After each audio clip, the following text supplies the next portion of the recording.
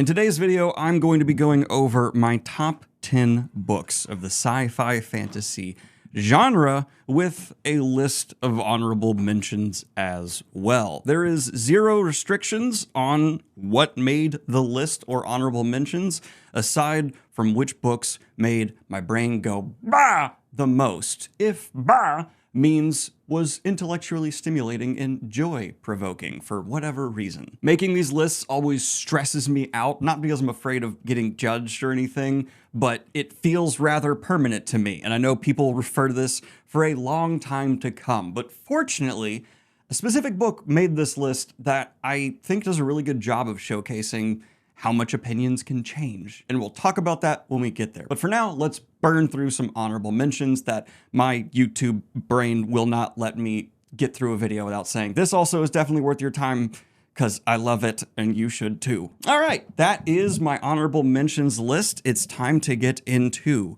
the top 10. Number 10 is actually one I'm a little bit nervous to reveal because I have had people still to this day sending me emails or leaving long comments calling this not real literature. Blah, blah, blah. I don't care. You haven't read it. You're wrong. If you're going to be petty, I'm going to be petty right back. I will match that energy. But for me, this is going to be the greatest meditation on trauma I have ever consumed in any art form, and that's going to be the golden age of Berserk. Yes, this is technically me cheating already because it's not an individual book, but I think most people agree if you were to break down various mangas into equivalents for epic fantasy books, you'd often just take arcs, though the size of those range wildly. But to be fair, looking at Sanderson to Susanna Clarke, so do fantasy books. Anyway, this is such an artistic achievement to me, beyond Miura just being one of the best manga-kins, however you say it, to pick up a pen and draw on paper. But aside from that, it manages to both recontextualize the Black Swordsman arc that comes before it and remain a narrative touchstone that keeps improving with every single arc that comes after it. I actually thought through a bunch of different possible Berserk arcs to put here, but all the ones that I love that come after it, they shine so bright because of the implications, growth, and everything made possible by what happens here when everything goes to hell. Somewhat literally. Now, the story of Berserk follows Guts from childhood into adulthood as he survives multiple kinds of horrific abuse. We see how this changes his personality, view of the world, and makes him susceptible to certain predators. From there, the high fantasy setting of this medieval Europe-inspired world unveils a litany of monsters based off of horrors from Lovecraft to Hellraiser, all serving a purpose to explore traumatization and its effects on the human mind and the long, arduous healing process that one has to go through to just be okay. Berserk is also the only series that has made me tear up here on the channel. It didn't happen in the Golden Age, yet the reason it actually managed to make me tear up is because of everything tied to this moment. And I usually hate it when a YouTuber cries on camera, but I was reading through the series for the first time on camera with you all, and yeah, books have an emotional effect on me, and Berserk actually managed to make me cry. This is also where I truly fell in love with manga and finally got it and just came on board to this new medium, new art form for storytellers to use to make me feel.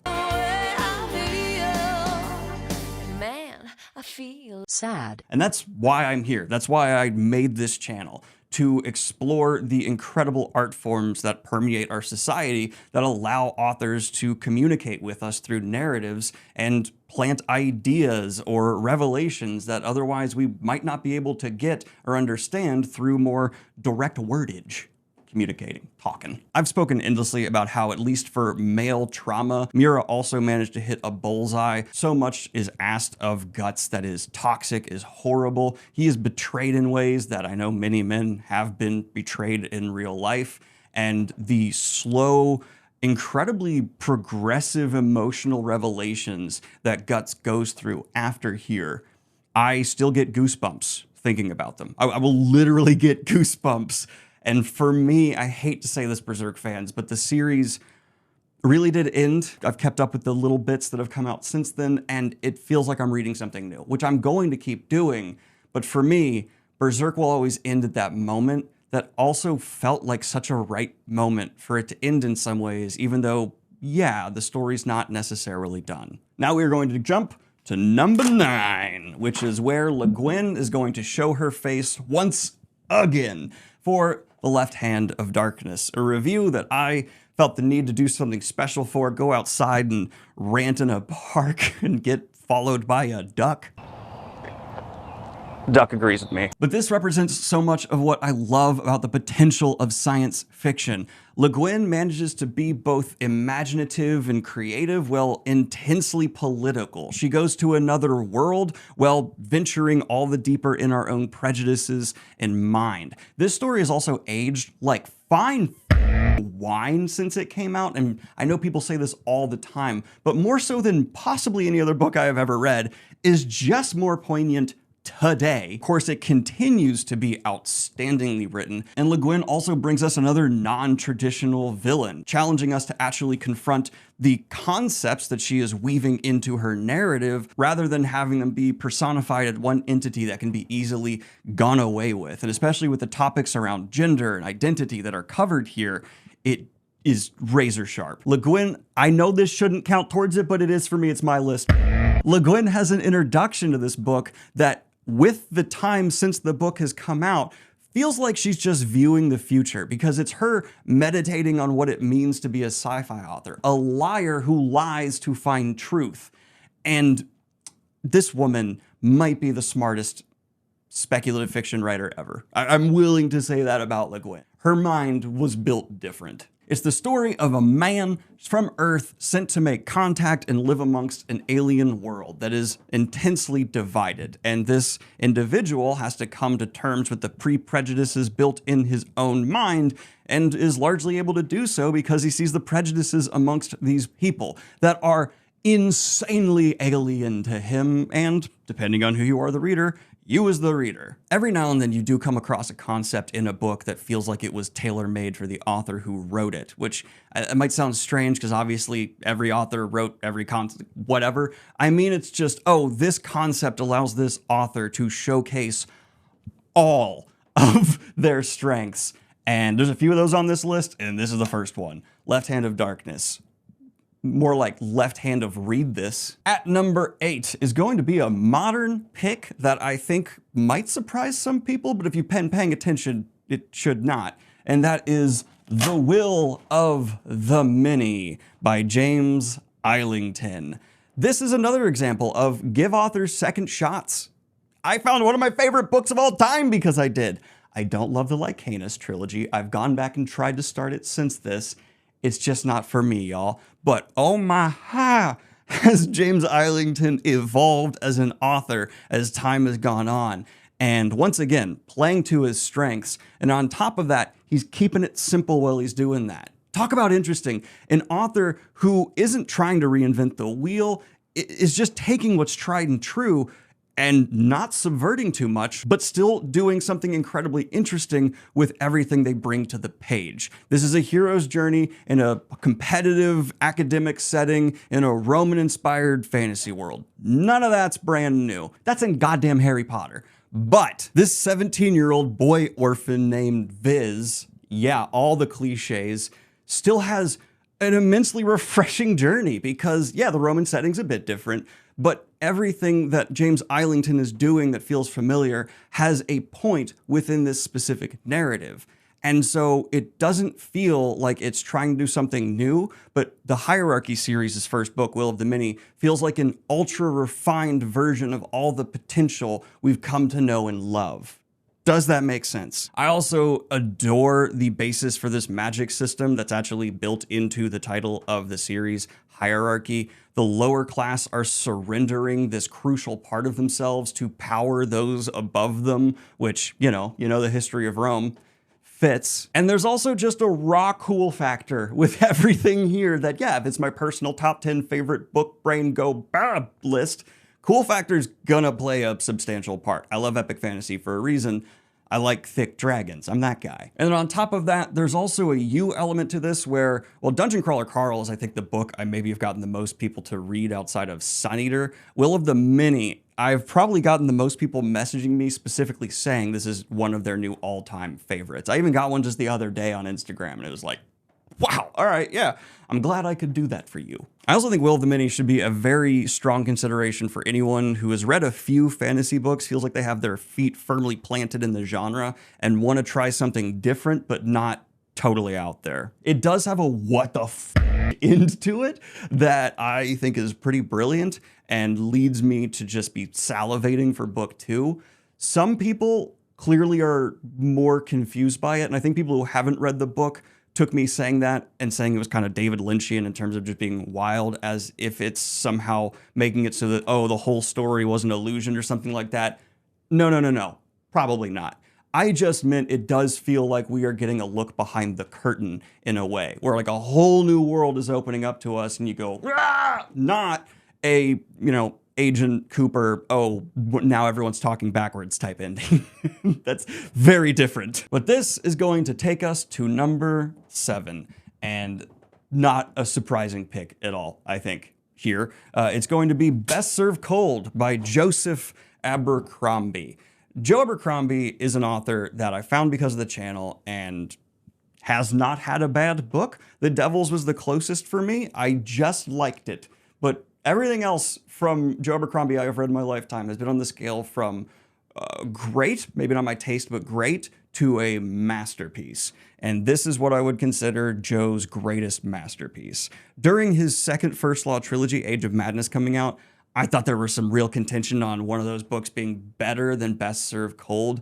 But after going back to it for a minute to prepare for this video, it's again just an author writing a concept that feels like, oh yeah, perfect concept for Joe Abercrombie. Not a single thing should be moved out of place. And let me explain why. Best Served Cold is also one of the most addictive pitches for a story, I think, on this board. We all enjoy a good revenge tale, right? Kill Bill. Wonderful. Inglourious Bastards. That theater getting lit on fire. So cathartic. This is not trying to be that. Joe Abercrombie, he wants to subvert your expectations everywhere.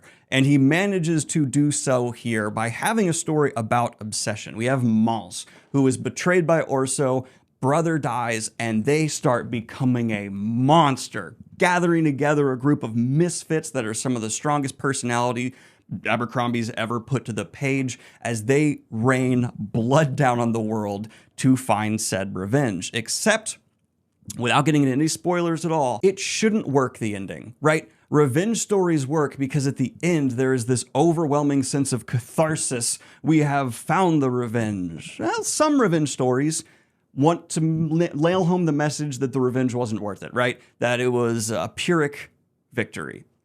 This is the best version of that I've ever seen, because how we are left with Mons having this totally hollow victory, just, it's so, the emotions, god damn. Now, why did that work so well? Well, because Best Served Cold, in my opinion, and quite overtly, if I may say so, is a party downfall story. It's not just revenge not being worth it for Mons. It's how everyone around her is almost poisoned by this emotion. And by the end of the story, you as the reader, yeah, you love every Abercrombie character. No one's going to hate Mons, but seeing her succeed in the way creatively that Abercrombie has her succeed feels super not cathartic for her. But you as the reader are kind of feeling it because you love Mons, kind of, yeah, she deserves the ending she gets in a way. It's possibly also got Abercrombie's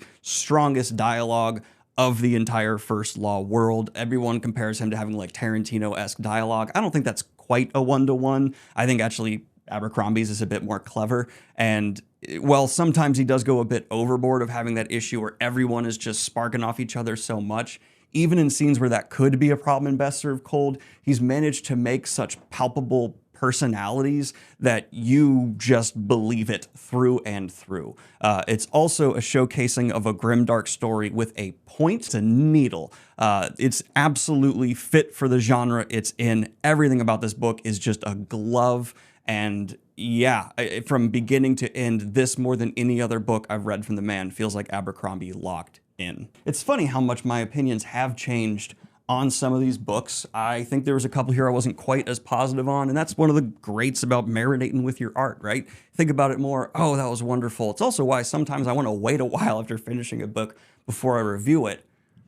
But no book have I had a bigger turnaround on than this next one. And that is because I gave it a negative review at first. I gave this a bad review, came back, reread it recently for a project, and realized, oh no, I'm not just an idiot, I'm dumb. I'm Gawain Trakand level dumb for not seeing this, for not only being an exceptionally well executed book, but also like perfectly plated for me as well. That's something I'm going to say quite a few times in this list, because obviously it's my list, so a lot of these books are tailor-made for my specific tastes. But I, in general, try not to delete videos from my channel unless there's just something egregious in them that Past Daniel said that is wrong. This one here, though, I had to take down the original review because I know for sure I'm planning on doing another one, and that is going to be Children of Time by Adrian Tchaikovsky. I've read this book twice.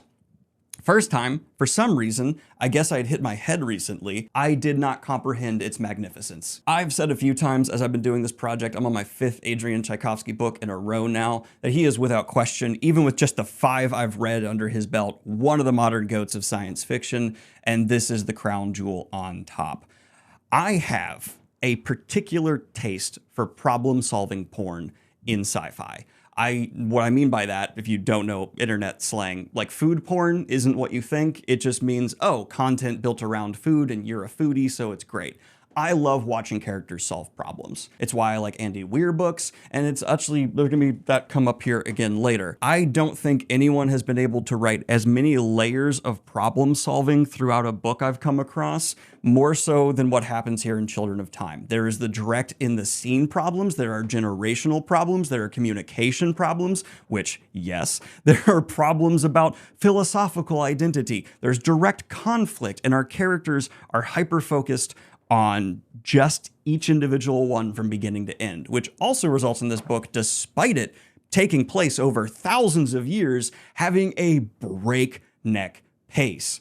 On top of that, we're talking about communication again, because this entire, especially in the latter half of the book, conflict revolves around issues with different kinds of intelligence trying to communicate, whether it's tech in an alien race, or us in an alien race, or us and madness. There is this, we need to bridge gaps and understand one another. And the big surprise, guess what? Humanity, not great. Adrian Tchaikovsky, I find to not have an overly cynical view of humanity, but he has an accurate view of humanity where there are wonderful people in his cast of characters. There are also giant jackasses.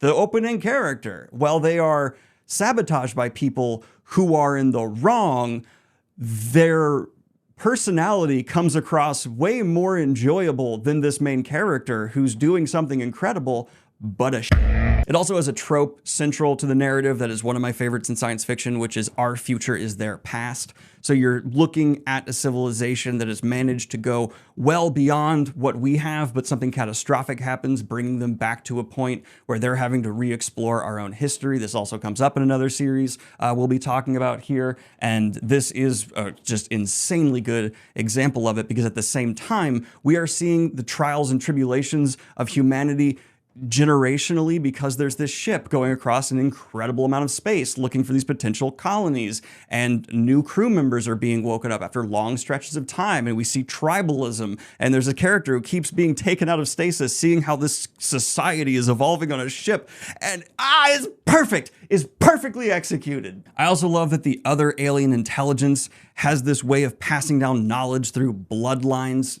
Vague spoiler that's right there at the beginning. There's a spider society, and their tech, their communication, their everything, Adrian Tchaikovsky makes so vivid. You just absolutely understand, all the differences in how they view the world in such a short amount of time, and yet it still feels so other, showcasing of an author truly being able to master their craft. What? The one possible criticism I could level at this, there are a few characters who just are too strong right away in this is my entire motivation, everything, my personality.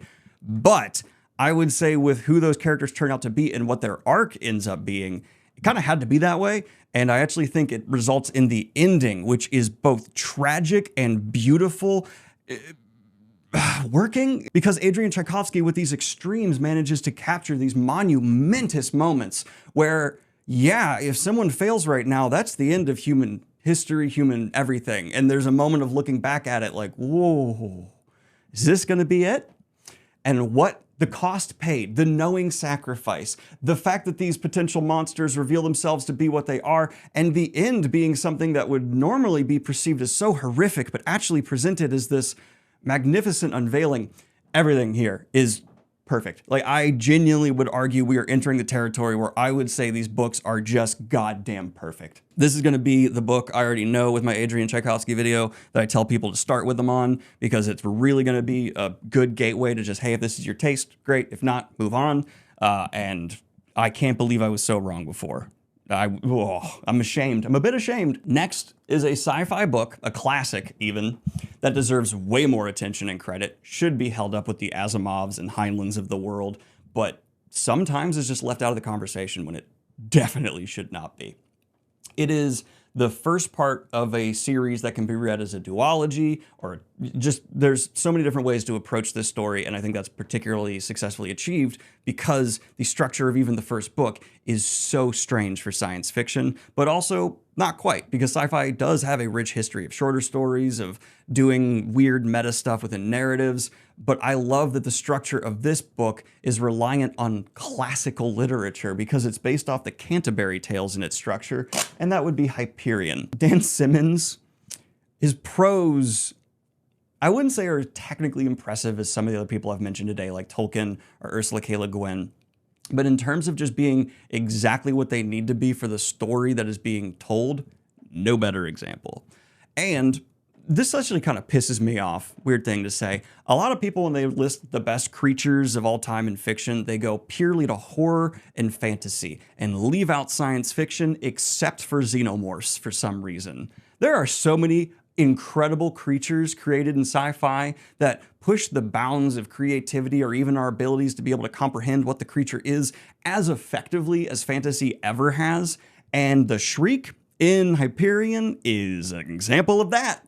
I won't spoil what the Shriek is that you find out in book 2, but okay, the story of Hyperion is structured like the Canterbury Tales, based off a bunch of people on a religious-ish journey to see this location where a monster, the Shriek, is, and the belief is that most of them, if not all of them, will die but one, and then that one person will be able to get answers. We then go through our party and see all of their backstories delivered to us in short stories.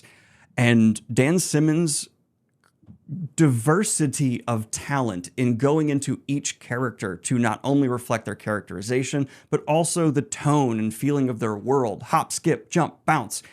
It's maybe the most impressive writing on this list in terms of just being able to show a chameleon of the craft. And another part of Hyperion that manages to successfully scratch my brain in such a satisfying way is how, yes, with the structure being the obvious reference that it is, it also plays into the wider themes Hyperion is trying to deal with. Where the Canterbury Tales were a satirization of so much going on in the time there, Hyperion takes a look at humanity and shows no matter how far we are able to reach into the future, there is a bitter irony to the fact that we will never be able to shake the shackles that hold us down as a species. Because in Hyperion, humanity has reached a level of technology we in the real world likely will never see. Yet when we come across technology that is beyond our understanding, again, we fall into the same traps of worshiping it or treating it like it is something beyond comprehension, a god. The big difference here in execution is, well, the Canterbury Tales was a satire.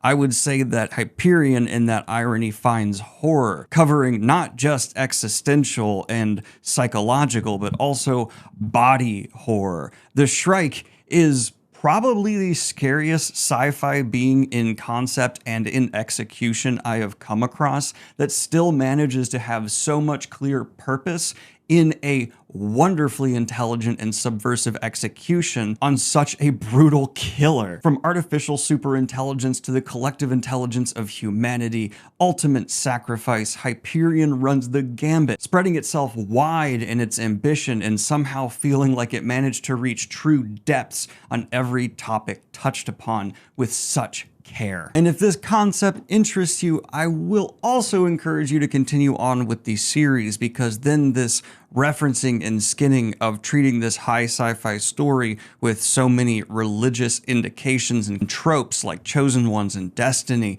prophecy, revealing the Shrike to be a demon of the sci-fi variety, the complete story of Hyperion, can be enjoyed and stopped at book 2, but I recommend continuing on and consuming all 4. And all of that is achieved, well, it is undoubtedly hard science fiction. No, you cannot debate there's anything here soft whatsoever. It's just succeeding in creating and presenting a hard sci-fi world in a way that feels so mysterious it's borderline fantastical. I hate when people call one book literature because it implies that some other speculative fiction book doesn't deserve to be considered or picked apart, even though when I think of the worst books I've ever read, they still absolutely deserve a critical eye. They deserve to be considered in all aspects that you would consider any other book, including The Great Gatsby. But Hyperion is one of those stories where if I had to convince a literature snob to give sci-fi and fantasy a try, I'd put this in their hands with confidence and just, yeah, okay, read that. Make the case that it's not one of the best things you've ever read. That is why it deserves to be number 5. Which brings us to number 4. Remember when I said unashamedly I am going to let cool, badass, fun, fist-pumping times play an equal role to everything else? This is proof. Because at number 4, we have Demon in White, the 3rd book in the Sun Eater series. I understand the first book turns some people off. I always encourage them to at least get to this one.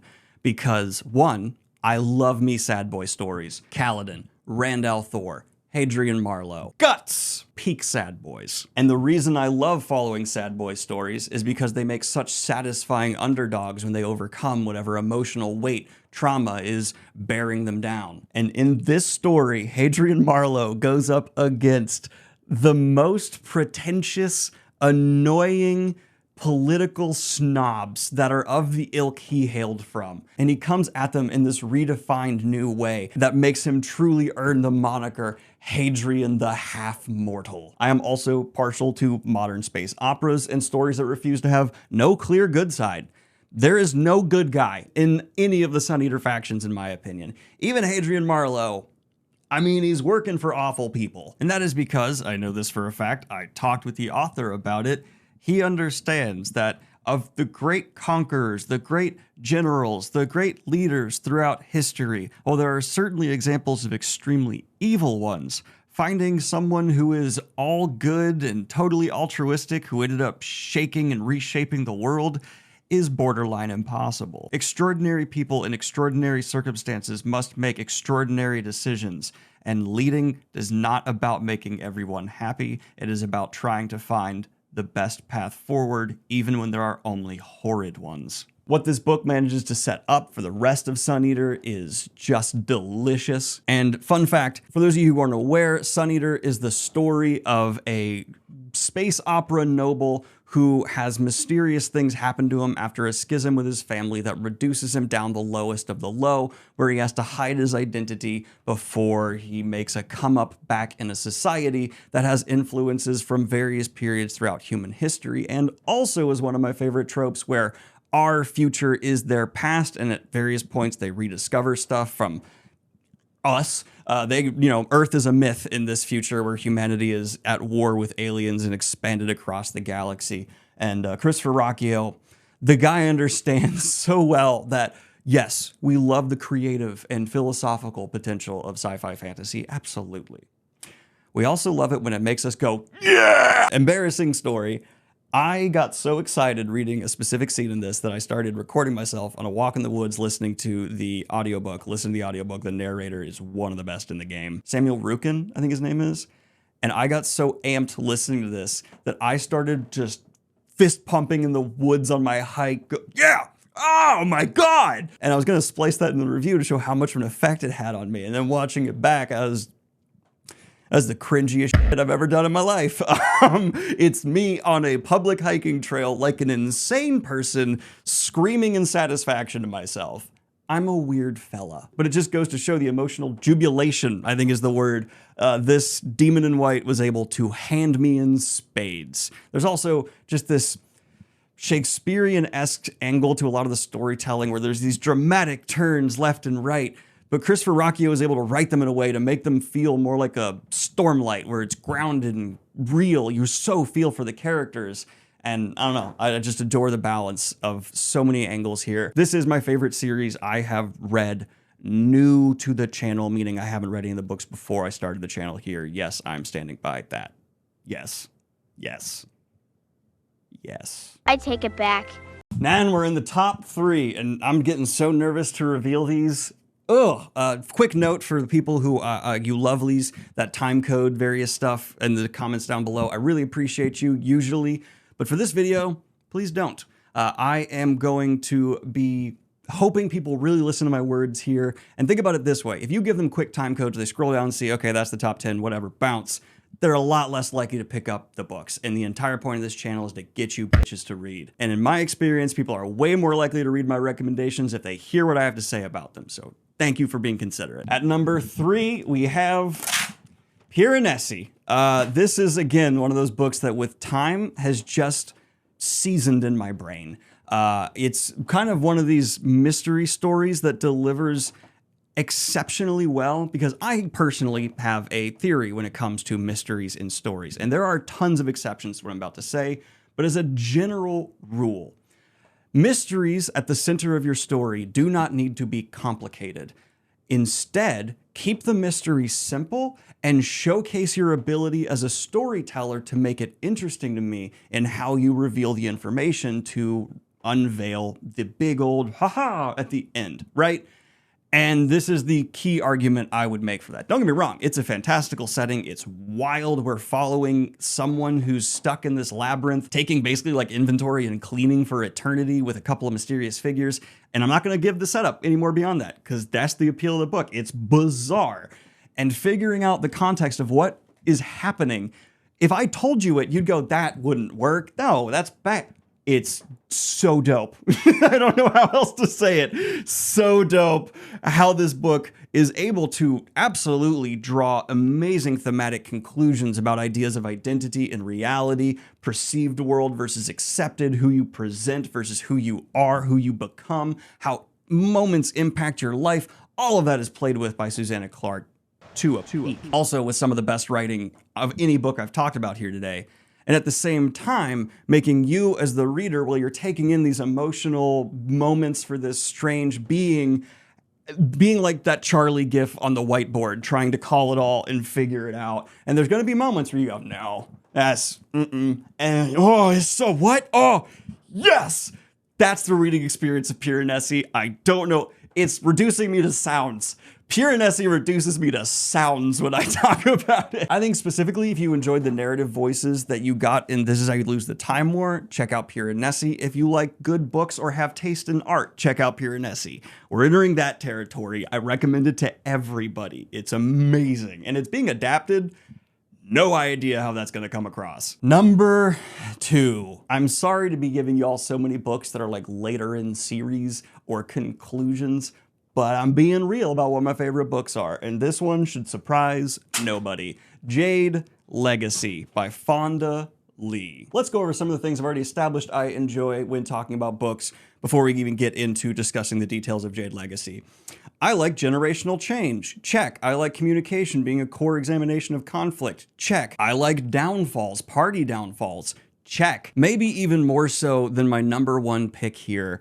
Jade Legacy is just tailor-made for me. Also, I'm a big fan of urban fantasy, especially when it becomes a contained, reasonable epic. I don't want stuff on the Malazan scale. When it comes to urban fantasy, typically, I don't know why, that's just me. But this balances even scale in an outstanding way. And I would argue that it's pretty different than almost anything else in the genre. Jade Legacy is really distinct. It's following crime syndicate clan warfare in an urban fantasy world where there's a magic system that revolves around Jade. Obviously, that sustenance becomes a core conflict between all kinds of different angles to this, and we are starting the story with Jade City as there's a generational change happening within these crime families.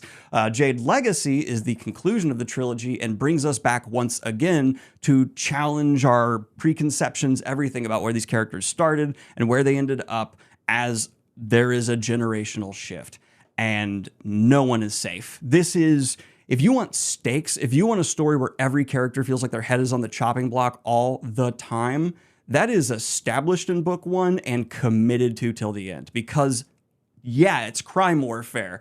No one's untouchable. Something I want to make clear, though, is that I don't consider the Greenbone Saga, the name of this actual series, to be grim, dark fantasy. Despite everything I just said sounding so obviously gritty, there is still a belief in humanity that permeates Fondelee's writing here, and it actually has an ending note that does give you some faith in progress, in change, but doesn't dull any of the pain, sacrifice, and blood that was required to get there. There's a commentary beyond just, oh, a shifting of the guard, and a reverence for the amount of sacrifice that had to be made before so that the way things are now could be a bit better. Shadows of the past lay heavy, and the Greenbone Saga reminds us that that is an important thing, not a bad thing. It's got great romance, some of the most emotional action I've come across in my history of reading books. That feeling where, yeah, it's a badass action sequence, but there's someone screaming in the sides no, and you're right there with them, terrified about what's going to occur because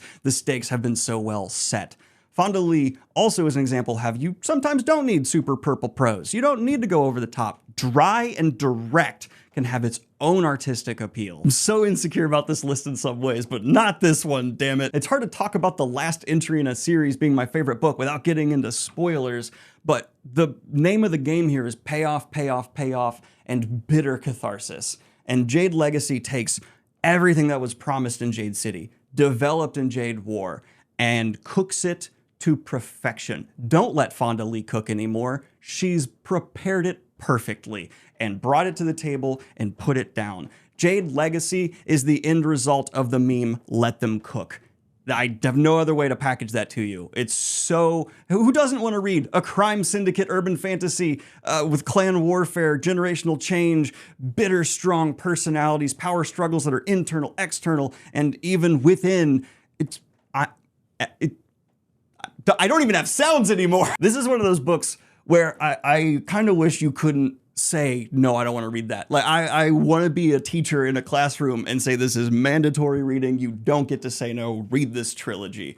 I want to take away your free will and force you to read this book, goddammit. And again, admitting it plays a factor, a big one. It's just cool. Cool in a way where you're just, ooh, that's smoking. And it made me feel good because I know I have had several readers inspired to take it on from my videos here on the channel, and I'm just proud of that. I'm proud, thrilled that I have forced this book in your lives. And if you are frustrated with me bringing you books that are taking you to read multiple other books to read the book that I'm talking about, you're going to be so mad. You're going to be pissed off, and I don't blame you. Number 1, The Crippled God, Book 10 of Malazan.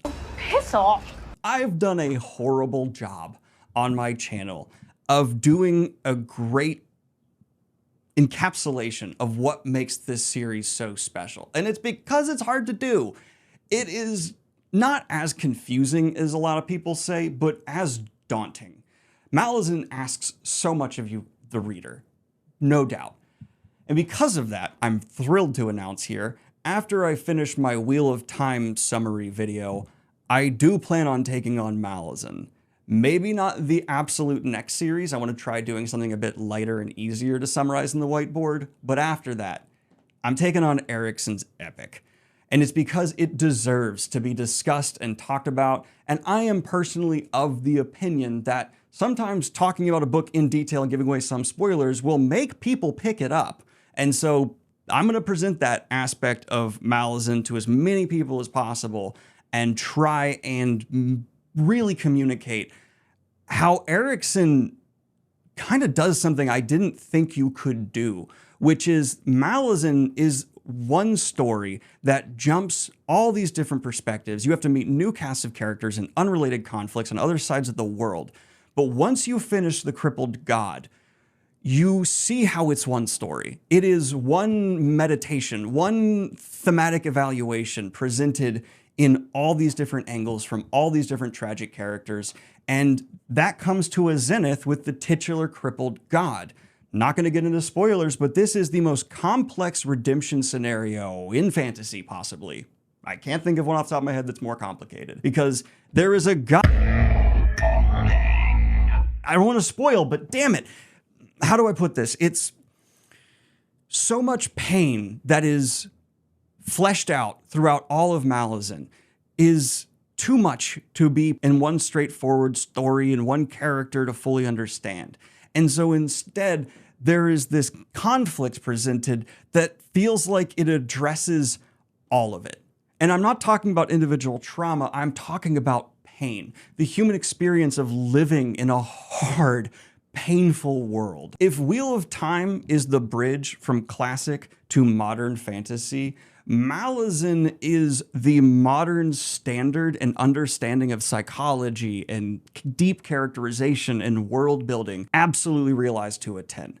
I'm confident in saying Malazan is as impressive a fantasy epic as The Lord of the Rings, with what it is doing with what Lord of the Rings planted. I want to say, like, the final feeling. You ever have that moment where after a climax is finished, you don't have celebration, you don't have depression, there's not a direct crying trauma, but instead silence. And that silence says more than any scene could. Don't get me wrong, the last pages of Malazan aren't just blank pages, but what I'm left feeling as a reader is as profound as that silence. What I'm for some reason struggling to find the very simple words for here is that the flood of emotions I felt upon finishing The Crippled Gods, I didn't have the words for. It was overwhelming in every sense of the word, and I never thought I would feel that same level of being gobsmacked by the ending of a series after finishing Memory of Light. But I'll be damned if Erikson didn't accomplish that. I just feel this devastating post-reading depression in myself where I'll never be able to experience that first moment again. And that's what so many of us wish we could trade for our favorite books, right? Like we want to take them from our minds so we can read through them the first time again. The fact that I'll never be able to do that with Malazan is devastating to me. I think about it often. When I did my Crippled God review, this is a textbook case of I should have taken more time. I should have sat with this book, maybe even reread it, maybe even reread all of Malazan before I gave it a review. I don't like early reviews for me, to be totally frank. I like them with me doing like Sun Eater onward. Anyway, this is, yeah, I'm going to do a better job of being a harbinger, bringing Malazan into people's life in the future. And that means I'm going to be doing summaries for it. I was originally planning on doing Sun Eater next. Then I realized the final book doesn't come out from November, so I have time. I'm going to do something small. Then I'm going to take on Malazan, assuming the Wheel of Time one performs well, and then Sun Eater. So that's the plan. Like and subscribe if you have not already. Hit the Patreon if you want to support what I do here. And have a good one, y'all. Peace.